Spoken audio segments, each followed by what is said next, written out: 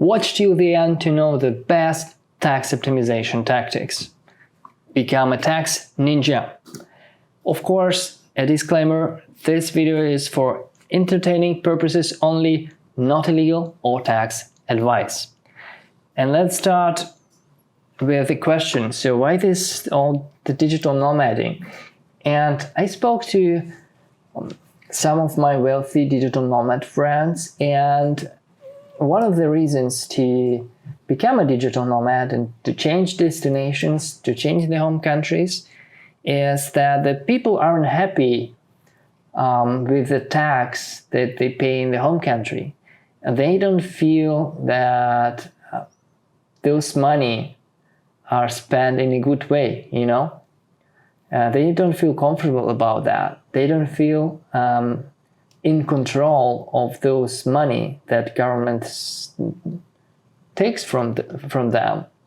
This is one of the main reasons to change your home countries. It's important to be in a stealth mode and staying invisible for as much as possible and anonymously as much as possible. And it doesn't mean to ignore the rules. It means to follow the rules, stay compliant, but stay in the invisible mode.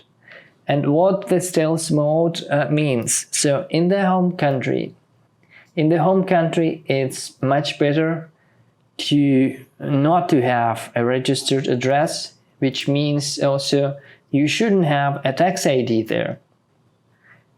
And that's better if you don't have a personal bank account in your home country and no personal earnings. And I want to tell that again. This means about personal earnings, personal income. It might still be a company income, but not the personal income in your home country. If you think this is an interesting topic, press like. Let's continue, and don't get attention to your bank accounts.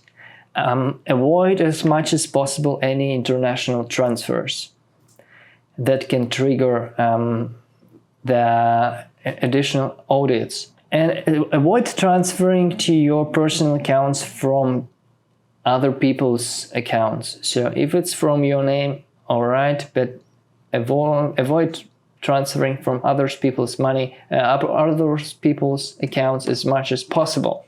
Avoid any activity that can trigger the system. For example, buying directly crypto from exchange might trigger the bank security system, and which might lead to additional audits. And the topic that is important is to plan your next tax residency. And before you plan your next tax residency, research what about your current tax residency. For example, you're still living in your home country. You need to understand what are the rules for paying tax. For example, for US citizens, you will need to pay your tax even if you live in another country. That's how it works. There are some exceptions, and you can watch a video about that. I will place a link here. But also other countries, for example, in Finland, they have a so-named 3-year rule, which means even you leave the country and you go abroad, you are not a resident there, you will still need to pay tax for 3 more years, even after leaving the country. This is an important question. What are the rules in your current residency? And the next residency, what are the rules about your next destination? How many days you need to stay to become a tax resident?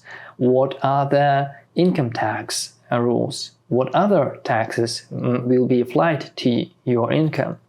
During the changes to your tax residences, you might leverage the tax treaties between the countries.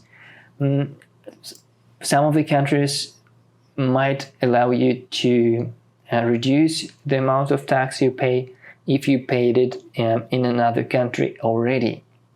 so-called double taxation. Organizing your income source is super important for your tax optimization.